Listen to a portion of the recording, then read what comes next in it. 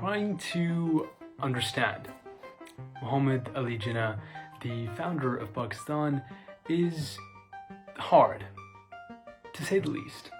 Indian politicians tend to paint him as this monster who divided Mother India, while Pakistanis revere him as this great son of Islam who saved the Muslims from Hindu oppression. Now, these are nationalist projections, and before we accept either, we need to make one thing very clear. It is intelligent discussion, not patriotic zealotry, that will allow us to reach a true understanding of the Quaid-e-Azam. I never really wanted that to break away. The Pakistan that ultimately Jinnah got was based on hostility. We want the division of India into Hindustan and Pakistan because that is the only practical solution which will secure freedom, both Hindus and Muslims.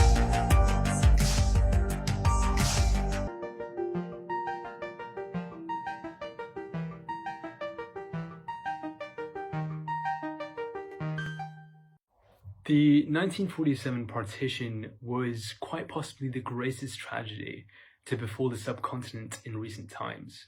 14.5 million were displaced from their homes, 1 million were killed in religious violence, and horrendous levels of sexual assault were observed. But in the aftermath of all this tragedy, the Muslims of India now had a national home, Pakistan. Pakistan had ultimately come out of a desire by Jinnah and the Muslim League to preserve the Muslim majority in the parts of India that had it, ensuring that the Muslim perspective would carry weight in matters of state. Muslims in India, while very much spread out across the subcontinent, had more concentrated populations in certain significant portions of land, which Jinnah referred to as the homelands. The Muslim League, who represented the Muslims of India, in these regions could expect to win a majority of the seats, while the Indian National Congress Party, that was mainly Hindu in membership, would win the relative minority.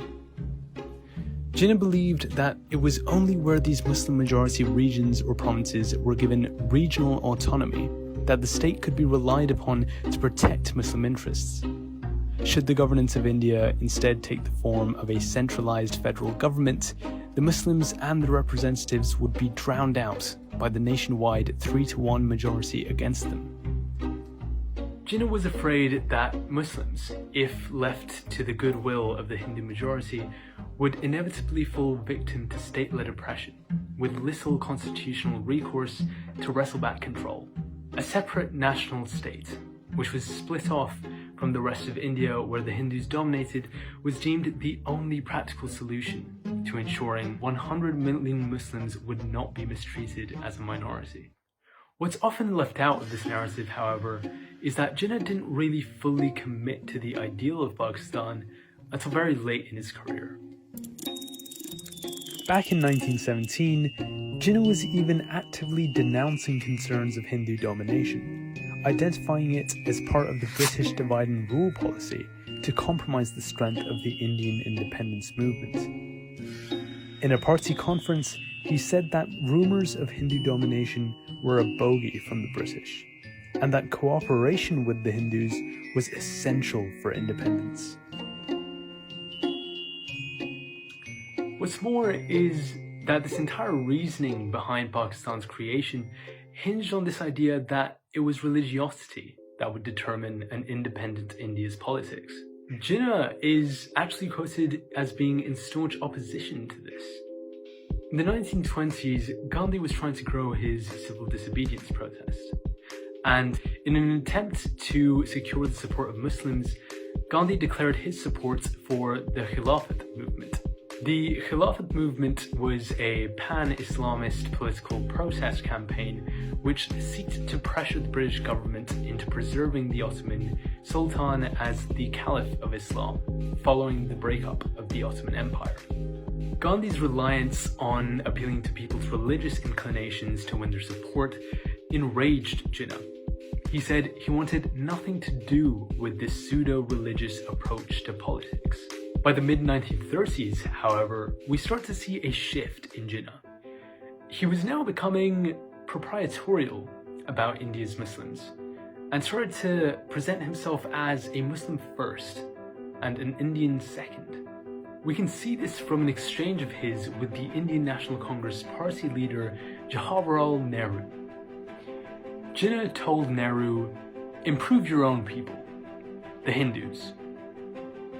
To which Nehru replied, "Not being religiously or communally inclined, I venture to think of my people as the Indian people."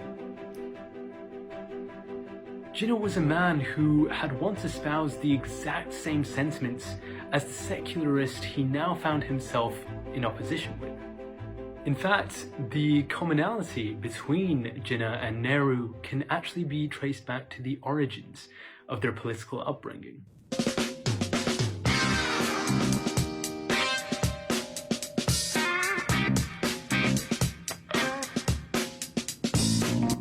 Both had been educated in Cambridge and belonged to the British Fabian Society, a political think tank whose purpose was to advance the principles of democratic socialism. Jinnah possessed many ideals from this class of secularist politicians, and his biographies even quote primary sources to show he actually had a penchant for ham sandwiches and gin. He was not this hidebound Muslim that the increasing religious polity of Pakistan would like us to believe. Why was it that where before he believed Hindu domination was nothing but a bogey, by the 1940s his addresses stated that he believed allying with the Hindus would mean being at their mercy? Some put Jinnah's sudden shift down to political opportunism, painting him as this power-hungry man who was seeking vengeance after numerous political humiliations at the hands of the Indian National Congress Party. In a desperate bid for political significance, he set out to use populism to his advantage, and in the words of INC member and Islamic cleric Rafiq Zakaria, aggravated hostilities between two communities as never before. Now, while this position certainly does hold some ground in the sense that he was definitely playing up the us and them mentality in his political rhetoric, I find that it lacks the sufficient depth that comes with considering the wider context of the time as well as Jinnah's character. What's important to note is that Jinnah wasn't specifically setting out to create a separate Muslim national state. What he was setting out to do was establish the security and empowerment of India's Muslims. Jinnah, on numerous occasions, propositioned that Muslims be afforded certain privileges to compensate for their status as a relative minority in the Indian subcontinent, but these were all denied. In 1929, about 20 years before partition, Jinnah submitted his 14 points, where he called for the Constitution of India to make guarantees such as a uniform measure of autonomy to all provinces, protection of Muslim majorities in territorial redistributions, and adequate safeguards for the protection of Muslim culture. These points were all rejected by the Congress Party, with Nehru referring to them as Jinnah's ridiculous 14 points.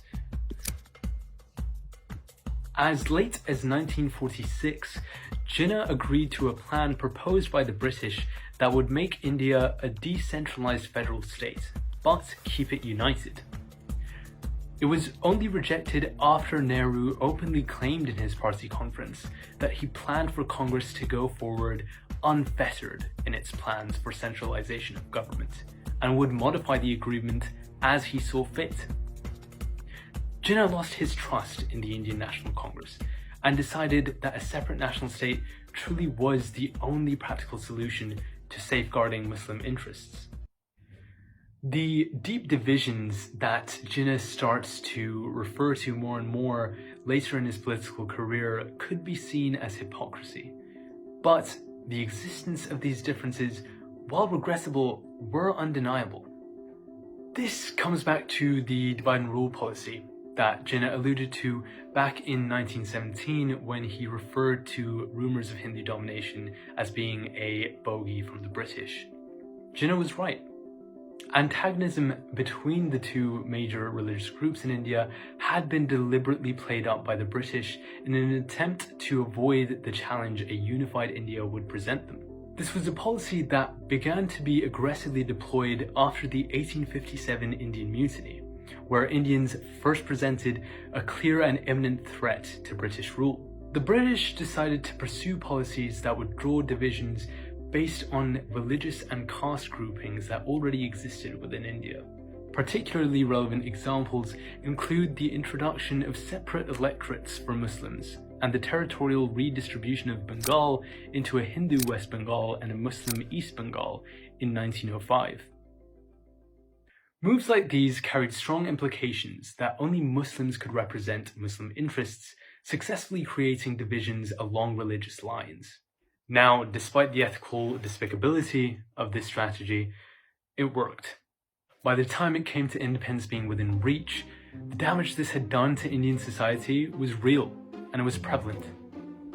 The most overt manifestation of this is the Great Calcutta Killings of 1946, where Hindu-Muslim rioting left 4,000 dead. This then had a knock-on effect throughout the rest of India, with riots in Noakhali, Bihar, Uttar Pradesh, Punjab, and Northwest Frontier Province. These riots are often considered to be the final nail in the coffin for a unified India. Communal riots as a whole weren't really that common to India until the British came along. That's not to say that religious strife didn't exist before colonial times, but conflict then tended to be local, issue-centric, and as often intra-religious as inter-religious. Once British rule gets underway, and especially after they start to pursue more aggressive divide and rule policies, we start to see an alarming rise in the rates of explicitly religious communal violence. Communal divisions had reduced Indians' identities to their religions, and as unfortunate as it was, I think Jinnah was aware that it was a bit too late to try and run from that fact. I think that's why, in the face of increasing communal violence and a hasty British retreat, Jinnah decided to portray himself as more of a Muslim than perhaps he really was. Why he took the divisive stance that India's Muslims really were too different, as the British wanted everyone to believe, and fired up the masses in a way that would give him the support he needed to separate. He was a pragmatic, trying to prevent a worsening of the symptoms of India's fractured society. Whether he was right to resort to communal politics can certainly be up for debate, but what strikes me is the success with which he was able to. When studying Jinnah and partition, I think our main concern shouldn't be whether it was right or wrong that Pakistan was created, but how Indian society became so fractured that an argument for its creation could be made at all. Behind partition lies an abhorrent strategy for conquest, initiated by British colonialism. Perhaps if we are to educate ourselves about the foundations on which our conflicts are set, rather than deciding which side of them we are on, we'll find that our hatreds are oftentimes engineered, and the boundaries between us unfounded and false.